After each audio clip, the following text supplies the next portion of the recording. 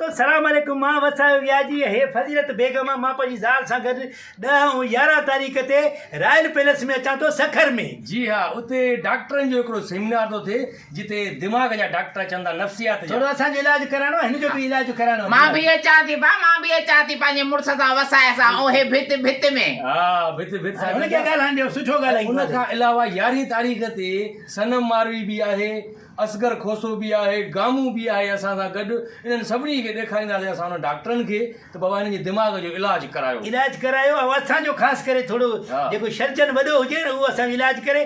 11 ऐं 10 तारीख़ ते हे जेको अचे थो नवंबर आहे न, नवंबर 10 नवंबर 11 नवंबर ते सखर में बाबा। ऐं ख़ासि करे तव्हां जेके ॾिसी रहिया आहियो पंहिंजी रजिस्ट्रेशन ज़रूरु करायो। नंबर अची रहियो आहे स्क्रीन ते। जेके बि डॉक्टर आहियो, वकील आहियो, पुलिस में आहियो, सिविल सोसाइटी वारा आहियो, उहे हिन नंबर ते रजिस्ट्रेशन करायो ऐं अचो हिन सेमिनार में जिते डॉक्टर तव्हांखे ॿुधाईंदा त कहिड़ा जदीद इलाज आया आहिनि, कहिड़ी जदीद रिसर्च थी आहे नफ़्सियात ते।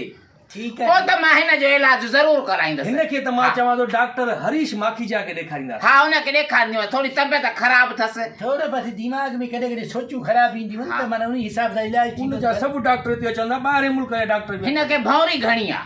हाँ हा, हिन जो इलाज बसि कराईंदसि। ख़तम था बिस्मिल्लाह, अचूं था प्रोग्राम में ज़रूरु शरीक थी। अचो। हा।